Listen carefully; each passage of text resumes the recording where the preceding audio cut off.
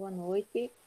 Hoje nós iremos apresentar esse seminário e fazem parte desse trabalho eu, Elizabeth, o José Vinícius e a Nádia Eudócia.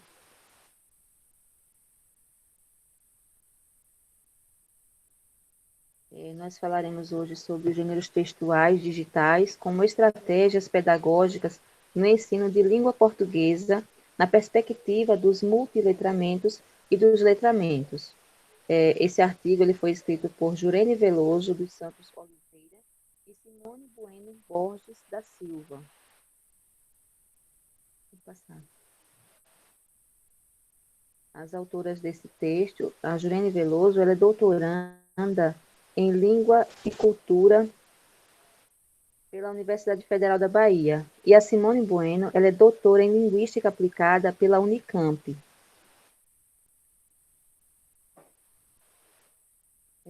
Irei fazer agora a contextualização sobre os temas que serão abordados aqui nesse seminário. Falaremos um pouco sobre o contexto cybercultural. Também falaremos sobre a nova sociedade leitora com múltiplas necessidades e possibilidades. Hoje em dia, a sociedade, né, os estudantes, os leitores, eles têm essa necessidade de estar conectados, né, a essa cultura tecnológica, né, que hoje em dia que surge, né? Então, toda essa sociedade tem que estar inserida nessa nova cultura, né? Falaremos também sobre os novos gêneros textuais digitais que estão surgindo, a proximidade da realidade social, cybercultural ao ensino da língua portuguesa, a LDB também, na Lei 9.394/96, PCNs, a BNCC 2017. Isso, Betty. Sim, Deixa eu só complementar um pouquinho. Essa questão que a Beth iniciou, pessoal, é uma contextualização daquilo que o porquê do artigo, né? Como a gente sabe, a sociedade ela está avançando, né? E a partir desse momento que avança, né? A língua ela também é viva. Então, as práticas de uso da linguagem ela se modifica. E é dentro desse contexto que o artigo entra, entendeu? E aqui a gente tem a LDB, os PCNs e a BNCC, que são documentos normativos que apresentam essa necessidade de integração entre a tecnologia e o ambiente da sala de aula. Mas aqui o objetivo é essa tecnologia relacionado ao ensino de língua portuguesa. Pode continuar, Betty. obrigada, Vinícius. E também o objetivo desse texto é propiciar discussões acerca da inserção dos gêneros textuais digitais, como estratégias pedagógicas no ensino da língua portuguesa, à luz dos multiletramentos, né, e dos multiletramentos, apresentando as narrativas digitais, o digital storytelling e a microliteratura digital, como sugestões de gêneros textuais digitais que podem ser utilizados estrategicamente nas aulas de língua portuguesa.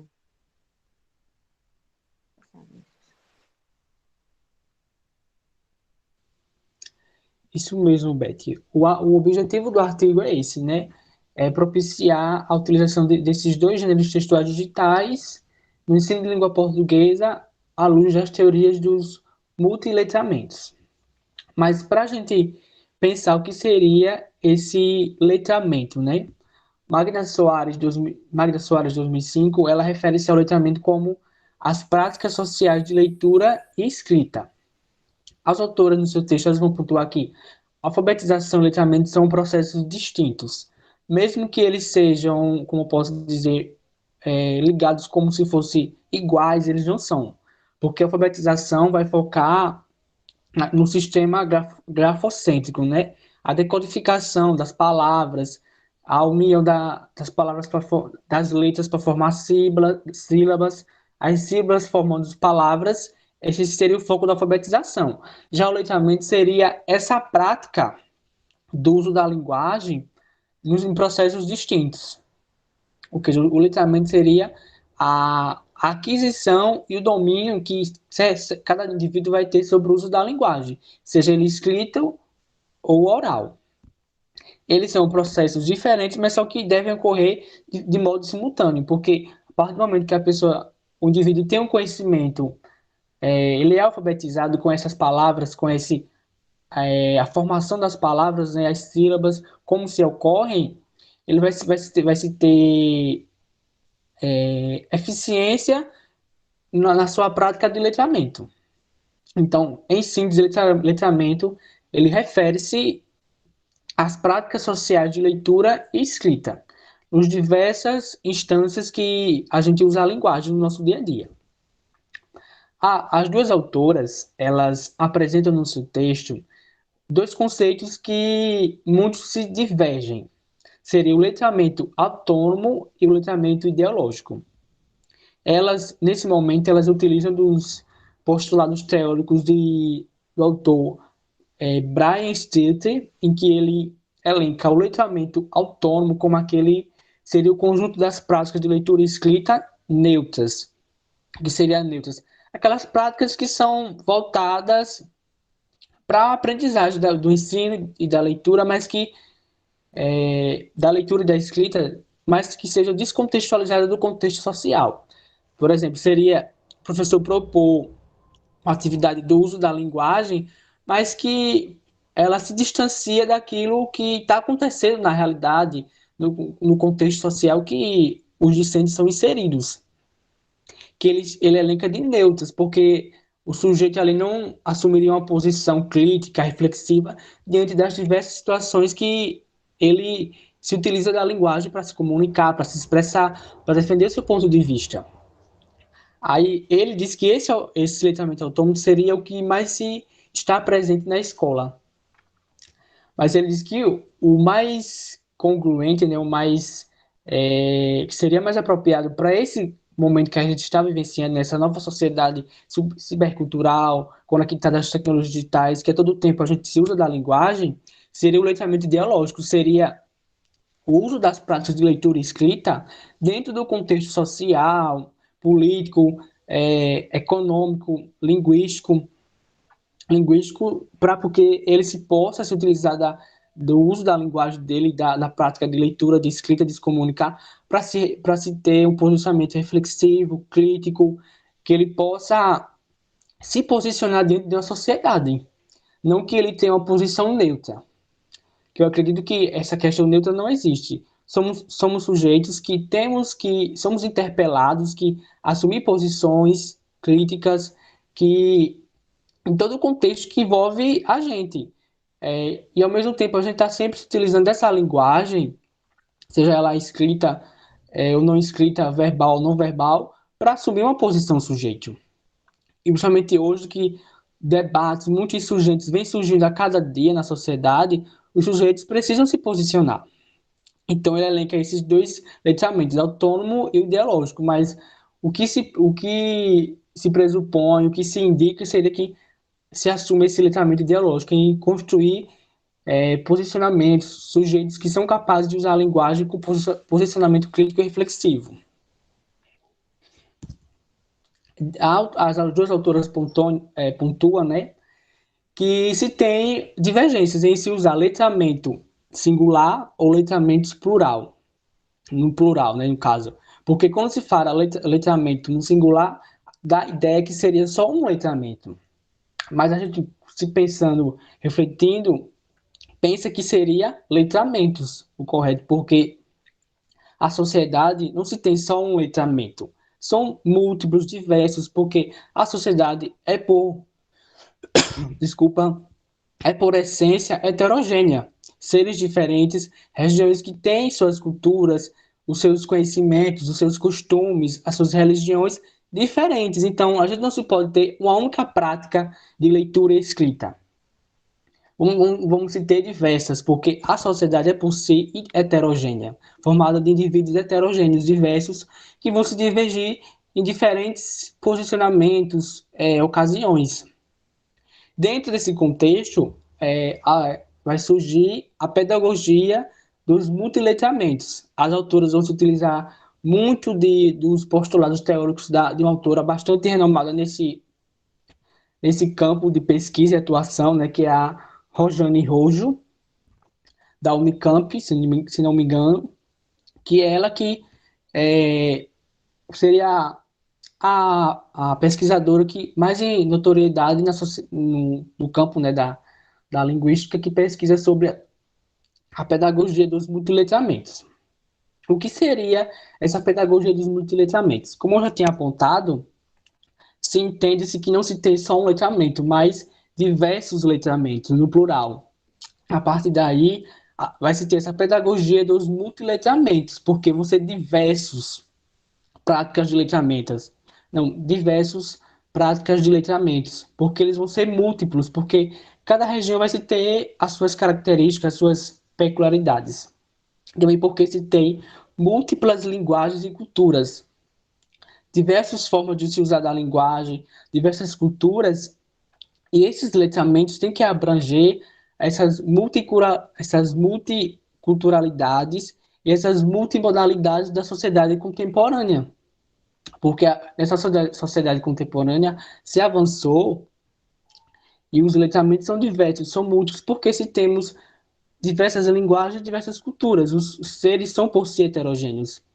E dentro dessa pedagogia dos multiletramentos, por eles serem diversos, a gente vai ter o letramento crítico, o letramento multissemiótico, o letramento digital, o letramento literário, o letramento social, e por aí vai. E a gente não se sabe se vai parar, não se vai parar, porque a sociedade está avançando. As tecnologias digitais estão proporcionando novos conhecimentos ao homem, novas formas de se agir, de se pensar, de se posicionar. E o uso das ferramentas digitais é uma forma de do ser se utilizar da linguagem. E para que ele possa se utilizar de forma mais eficiente, ele precisa ser um indivíduo letrado, ter um conhecimento, ter um domínio sobre o uso das práticas da linguagem, seja ela escrita ou verbal. Então, a sala de aula, especialmente a de língua portuguesa, deve abranger essas práticas de letramento diversas. E as autoras vão pontuar que pode ser, que não pode ser, não, que é o ideal se usar das práticas de letramento valorizadas, né, que é aquela que a escola elege para se trabalhar, e as práticas não valorizadas, que seriam aquelas que estão no meio social, no meio político, no meio cultural, que a escola não elenca elas como valorizadas e acaba excluindo elas. E dentro desse contexto, né, precisa trazer todo esse contexto social, cultural, político, econômico, cognitivo e linguístico para a sala de aula. E o letramento e a pedagogia dos multiletramentos é um meio de se trazer essas práticas do uso da linguagem para a sala de aula. Então a gente vai ter múltiplos caminhos para o ensino de língua portuguesa. A gente vai sair daquilo que está estabelecido, que está regrado, enraizado, e vamos abraçar o novo, porque com o novo a gente também consegue trabalhar questões de uso da linguagem que a escola elege como valorizada, como trabalhar a gramática, o uso da linguagem na situação social, uma situação informal, formal demais, e por aí vai. Então, a partir dessa pedagogia dos multiletramentos, a gente consegue propor bastante práticas didáticas que sejam atuais, que sejam contemporâneas. Aqui a autora traz um quadro, né, de como os multiletramentos ocorrem, né, que seria um usuário funcional, um usuário que é capaz de se utilizar das tecnologias para propor e criar sentidos nas suas produções de texto, verbal, não verbal, criando sentidos, mas sendo o analista crítico, assumindo posições críticas e reflexivas na nossa sociedade e transformador. Porque aquilo que ele aprendeu, aquilo que ele critica, ele possa se posicionar dentro da sociedade, possa assumir uma posição crítica e não neutra. E dentro desse contexto, né, do uso dos multiletramentos na sala de aula, as autoras elencam que Essa pedagogia é uma estratégia pedagógica para trabalhar na perspectiva multimodal. Ela diz que essa estratégia pedagógicas são as metodologias, atividades e recursos didáticos que possibilitam potencializar o ensino e aprendizagem de alguma determinada matéria, mas aqui em especial de língua portuguesa. Mas dentro dessa estratégia tem que se ter uma concepção de língua abrangente, aberta e flexível. É um meio de promover a inserção dos gêneros textuais digitais diversos, que vamos falar logo após, e se trabalhar nessa perspectiva dos multiletamentos e multimodal. Mais uma vez, para promover práticas de letramento reflexivas e críticas e que isso possa produzir sentidos no uso da linguagem, né? Produzir sentidos e assumir uma posição crítica e reflexiva. Aqui, gêneros multimodais, né? Por exemplo, os gêneros textuais multimodais, o e-mail, aqui tem uma carta, né? Tem um arroba que se diz, relembra o e-mail. A carta, como a gente sabe, está em desuso. É um gênero textual, mas como é que ela está em desuso porque as tecnologias avançou e hoje a gente se utiliza do e-mail, que é mais fácil, a gente digita, envia, a outra pessoa visualiza, responde e se comunica. Elas elencam os gêneros multimodais, os gêneros textuais digitais, que são fruto da maneira como as pessoas têm se estruturado e se expressado dentro da sociedade.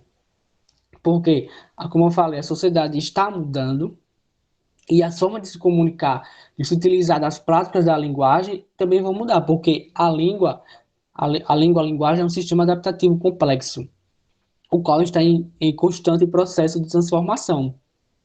E com esse processo de transformação, vai se ter os textos multimodais, vai se utilizar da linguagem verbal e não verbal, da imagem, da sonoplastia, dos efeitos tecnológicos que os recursos permitem de se trabalhar, os textos multissemióticos em que você vai ter diversas semióticas para se trabalhar, e os hipertextos, que seriam a junção de diversos textos.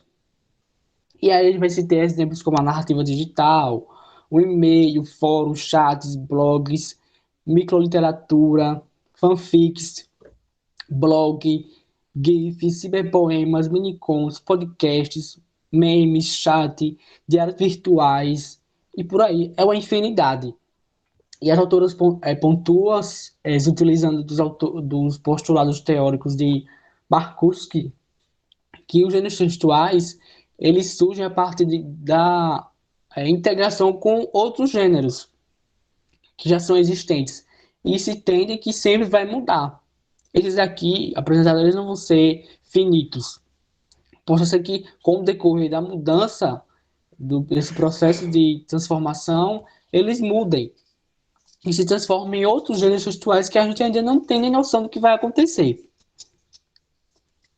Aí aqui a autora traz como dois exemplos de gêneros textuais, a narrativa digital e a microliteratura. Agora a Elizabeth vai falar um pouco sobre a narrativa digital.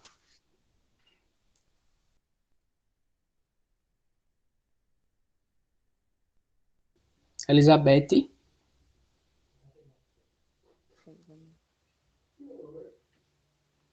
A narrativa digital é definida como um processo de produção textual que assume o caráter contemporâneo dos recursos audiovisuais e tecnológicos capazes de modernizar o contar histórias. Então, essa palavra digital storytelling, ela quer dizer o contar histórias, né? Então, as histórias são universais, desde sempre se conta histórias, né? Mas a maneira de contá-las é que muda de acordo com o meio de transmissão e as condições de recepção e a mídia utilizada. Também possui os elementos chaves da narrativa, que são o enredo, os caracteres, as elocuções e o pensamento, dentre as características peculiares ao ambiente digital. passar, Vinícius. A narrativa digital também ela possibilita o aguçamento da curiosidade e da criatividade, que por sua vez contribuirão de forma especial para o poder da criticidade e da reflexão, que devem permear efetivamente o espaço do ensino e da aprendizagem. Então, essa narrativa, ela é uma opção maravilhosa assim para que os alunos eles possam ser críticos, né, e reflexivos, não sejam somente aqueles ouvintes, né, que antigamente o professor era quem tinha a palavra final, né? Hoje em dia os alunos eles podem participar da aula, né, podem dar a sua opinião, né? Mas antes isso não era possível. E através dessa narrativa digital, eles têm essa criticidade, né? Essa reflexão a mais daquilo que está sendo exposto para eles. Então é preciso que os professores, né, os docentes, eles tenham criatividade, sensibilidade e definição de objetivos ao organizar suas aulas e estabelecer suas estratégias pedagógicas. Então, os professores eles têm que estar adequados a esse meio, a essa nova modalidade de ensino, né? Que é o digital, porque os alunos, eles hoje possuem, os que não possuem celular, possuem computador, o tablet. Então, o professor ele tem que adequar esses meios a essa nova realidade, né? Essa nova realidade que é a digitalidade, né? Na sala de aula. Então, isso é muito bom para todos, tanto para o professor como também para o aluno. Isso mesmo, Beto, bem pontuado, né? Mas às vezes o professor, né, a gente sabe que as limitações são muitas dentro da sala de aula, né? As problemáticas. Então, o que seria ideal é que se trabalhe dentro das suas possibilidades, né? Como você falou, alguns vão ter celular, outros não vão ter, mas que se leve, se o professor se pense, se reflita, como é que ele pode levar essa pedagogia dos multiletramentos, né? Com a utilização dos textos multimodais na sala de aula. Aqui as autoras pontuam etapas de se construir uma narrativa digital. E o Isso outro mesmo. gênero que elas pontuam, né, seria a microliteratura digital, que se tem o objetivo de contar histórias, mas de forma curta, direta e resumida, né, bem objetiva. Mas essa objetividade tem essa objetividade tem a intenção de alcançar um significado mais breve daquele que está lendo e compreender o sentido do que se conta a história. A gente tem como exemplo microconto, miniconto, nanoconto e tweetconto. É o que? São tudo contos, mas resumidos. E se tem a utilização das ferramentas digitais, como aqui tem o tweetconto, uma rede social em que a gente pode trabalhar com os alunos utilizando desse tweetconto para eles contar histórias resumidas, se utilizar as várias semioses, a linguagem verbal, não verbal. E as autoras elencam que a microliteratura, né, ou micronarrativa, é formada pelos elementos de tempo, velocidade, condensação, resumir, né, ser objetivo, e a veiculação, né, em painéis eletrônicos e de celulares. As formas digitais de se veicular as notícias, as coisas que acontecem, né? Podendo se utilizar da criação de um blog, de um Padlet digital, ou se não uma lousa do Jamboard para se criar histórias em quadrinhos. Então, as possibilidades são diversas, mas aí cabe o professor elencar o que se pode fazer dentro das suas possibilidades. Aqui a gente tem dois exemplos, né, de microliteratura digital. A gente pode observar que se tem a utilização do texto verbal, do texto não verbal, porque a imagem se relaciona com o que está escrito, né, para que se possa construir um campo de significação. Então, assim, esses dois gêneros textuais que as autoras apresentam são geniais para que se possa trabalhar nessa perspectiva multimodal, da pedagogia dos multiletramentos, dos letramentos, e propondo que os alunos possam se utilizar da linguagem, do uso da linguagem eficiente de forma crítica e reflexiva. E eu passo agora as considerações finais para a minha amiga Nádia, que ela vai fechar nosso trabalho apontando as considerações finais, trazendo uma posição crítica que nós chegamos a um consenso, né, sobre esse trabalho. Desde já a gente agradece a atenção.